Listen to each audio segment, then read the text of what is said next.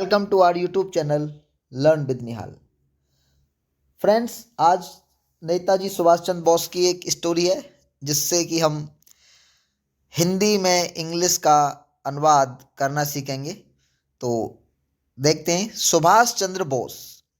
तो सुभाष चंद्र बोस एक नाउन है, मतलब एक हमारे देश के स्वतंत्रता सेनानी थे जिनकी वजह से हमारा देश आज़ाद हुआ। इनका बहुत बड़ा योगदान कंट्रीब्यूशन इस हमारी आज़ादी में रहा है। लेकिन दुर्भाग्यवश ऐसे स्वतंत्रता सेनानियों को, ऐसे महावीरों को हमने भुला दिया और कुछ जिनका क्रेडिबिलिटी नहीं थी उन लोगों को हमने आज तक याद किया। तो Subhash Chandra Bose was a great leader. तो सुभाष चंद्र बोस वाज माने थे a great leader. A great leader मतलब महान नेता। ऑफ माने का, इंडिया के। हिज कंट्री मैन, हिज मतलब उनके देशवासी। तो हिज जो है यहाँ पर दोस्तों पजेसिव केस का प्रोनाउन है। पजेसिव केस का मतलब अपने की अंग्रेजी। पजेसिव केस अपने की अंग्रेजी। जैसे कि ही का सब्जेक्टिव केस, ही सब्जेक्टिव केस होता है, हिम ऑब्जेक्टिव केस होता है और हिज पजेसिव केस होता है। तो हिज कंट्रीमैन उनके देशवासी, कॉल्ड पुकारते थे, हिम मतलब उनको, नेताजी। तो उनके देशवासी उनको नेताजी पुकारते थे यानी नेताजी कहते थे। बिकॉज क्योंकि ही लेड देम, लेड तो लीड की सेकंड फॉर्म है, LEAD, लीड। तो देखिए मैं आपको बताऊं, लीड माने नेतृत्व करना। नेतृत्व करना मतलब किसी को मार्गदर्शन करना किसी का। तो ही लेड देम, वह उनको उनका मार्गदर्शन करते थे। ऑन द राइट पाथ मतलब सही रास्ते पर। He was इम्प्रिजनर्ड। इम्प्रिजनर्ड का मतलब होता है, मतलब वह कई बार, मैनी टाइम्स। तो ही वॉज देखो, प्रिजन, प्रिजन का मतलब होता है जेल, और इम्प्रिजन का मतलब होता है इम्प्रिजन। यहाँ पर वर्ब की थर्ड फॉर्म का यूज हुआ है। तो देखिए वह कई बार जेल गए। अब इंसान अपने आप तो जेल जाएगा नहीं, अब जेल उसको पुलिस भेजती है। तो उन्हें जब जेल भेजा गया तो यहाँ पर वो आदमी अपने आप तो कैद होता नहीं है। तो यानी कि इस वाक्य में जो ही है ये ऑब्जेक्ट है।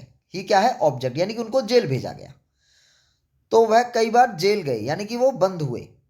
तो ही वॉज इम्प्रिजन्ड। तो इम्प्रिजन का मतलब है यहाँ पर वह कई बार जेल गए।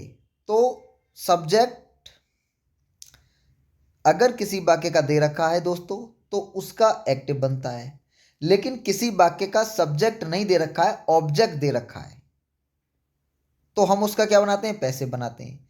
तो जेल भेजने वाली पुलिस होती है, ठीक है, लेकिन यहाँ पुलिस तो नहीं दे रखी है। तो यहाँ पर ये he was imprisoned many time, तो वह कई बार जेल गए या कई बार बंदी बंदी बने, इस बात को हम कह सकते हैं। बट लेकिन ही सून, लेकिन उन्होंने, या सून उन्होंने, सून मतलब जल्दी ही। फाउंड आइट मतलब पता लगाया, उन्हें जल्दी ही पता लगा, उन्हें जल्दी ही पता लगा दैट मोर एफर्ट्स कि अधिक प्रयास, अधिक से अधिक प्रयास, एफर्ट्स मतलब प्रयास, शुड बी मेड करने चाहिए। अब देखिए शुड बी मेड, यहां ये भी पैसिव है। अगर किसी भी मॉडल के बाद, अब मॉडल कौन से होते हैं? Can, could, would, should, must, may, might, ये सब मॉडल ऑक्सिलरी वर्ब होती हैं दोस्तों। अब इनके बाद अगर वर्ब की फर्स्ट फॉर्म आती है तो एक्टिव का रूल होता है, और इनके बाद में बी लग के वर्ब की थर्ड फॉर्म आती है तो क्या होता है? पैसिव। अब देखिए पैसिव कैसे है? वर्ब में अगर दोस्तों क्या लगाओगे, किसको लगाओगे, किसके लिए लगाओगे, यानी वर्ब में क्या, कॉमा किसको, कॉमा किसके लिए प्रश्न करने पर हमें उत्तर में ऑब्जेक्ट मिलता है, और कौन या किसने लगाकर हमें सब्जेक्ट मिलता है। तो more effort should be made to make India free, Bharat को आजाद करने के लिए। तो भारत को आजाद करने के लिए क्या करने चाहिए? अधिक से अधिक प्रयास, तो क्या मतलब ऑब्जेक्ट आ रहा है, तो more effort should be made to make, करने।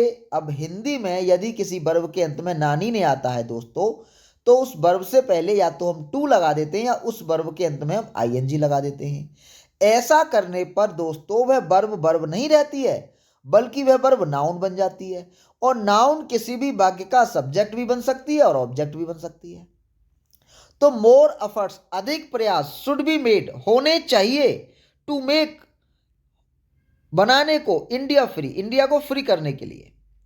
The British power was getting weaker, तो ब्रिटिश पावर थी, जो ब्रिटिश की जो ताकत थी, वाज गेटिंग हो रही थी, वीकर कमजोर, in the second world war, second world war में, जो द्वितीय विश्व युद्ध था उसमें जो ब्रिटिश की जो सरकार थी उसकी जो ताकत है वो कम हो रही थी।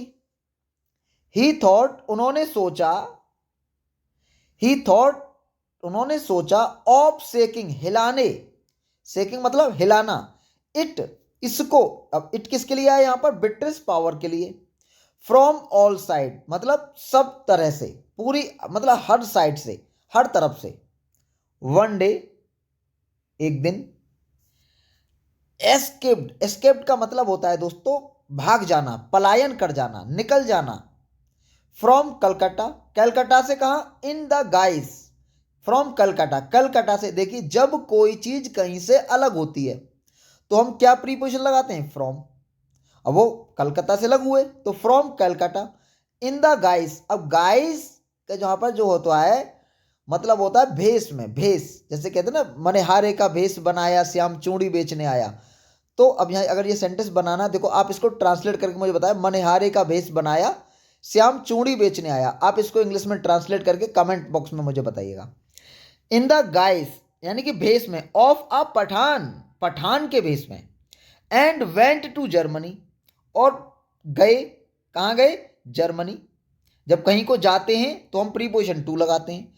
बाई, पेशावर, पेशावर होके, या बाई मतलब पेशावर होके वो कहाँ गए, जर्मनी। फ्रॉम जर्मनी, जर्मनी से ही वेंट टू जापान, और जर्मनी से कहाँ गए, जापान। ही ऑर्गेनाइज्ड, उन्होंने बनाई, संगठित की, द इंडियन नेशनल आर्मी, यानी कि भारतीय राष्ट्रीय सेना का उन्होंने गठन किया। ऑर्गेनाइज मतलब संगठित करना, गठित करना। अब देखिए बनाना, रोटी बनाने की मीनिंग मेक हो सकती है, कुक हो सकती है, लेकिन भाई साहब आर्मी बनाने की मीनिंग मेक नहीं होगी। वो क्या करना है, ऑर्गेनाइज्ड।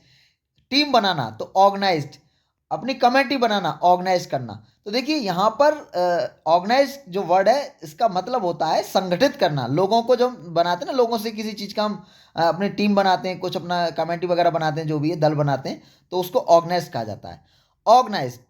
तो ऑर्गेनाइज किया the Indian national army, that, जो कि, अब यहाँ दैट का मतलब है जो कि। वैसे तो दैट का मतलब क्या होता है दोस्तों, अगर दैट बॉय दैट गर्ल क्या होगा, वह लड़का वह लड़की, ठीक है। दैट मोबाइल वह मोबाइल।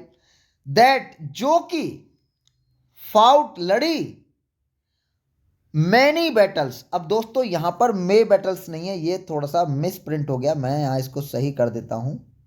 इसको यहां हम कर देते हैं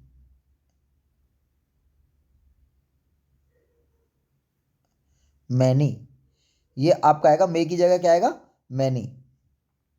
मैनी बैटल्स अगेंस्ट मतलब खिलाफ, द ब्रिटिश फोर्सेस यानी ब्रिटिश आर्मी के खिलाफ। अब देखिए फोर्स माने होती है ताकत, आपको बता दें, अगर फोर्स है तो होगी ताकत, और फोर्सेस है तो यहां क्या हो जाएगा, मतलब सेना, ठीक है। फोर्सेस का मतलब सेना हो जाएगा। जैसे वाटर, तो वाटर क्या है, वाटर का मतलब होता है पानी, लेकिन आपने कर दिया वाटर्स, तो ये समुद्री सीमा बनेगी, ये नहीं बहुत सारे पानी हो जाएंगे। आपने कहा वुड, वुड माने लकड़ी, लेकिन आपने कहा वुड्स, वुड में एस लगा दिया तो वो लकड़ियां नहीं। वुड का मतलब होता है लकड़ी, लेकिन वुड्स का मतलब होगा जंगल। आयरन, आयरन माने होता है लोहा, और आयरन्स माने जंजीर, जंजीर बनेगी, जंजीर, ठीक है। जैसे गुड, गुड माने होता है अच्छा, और आपने लगा दिया गुड्स, तो वो ज़्यादा सामान, जब सामान लाते हैं ना, गुड्स अकाउंट में पढ़ते हैं बीइंग गुड परचेस्ड, तो वो वाला goods. Against the British forces, किसके? जो ब्रिटिश फोर्स थी।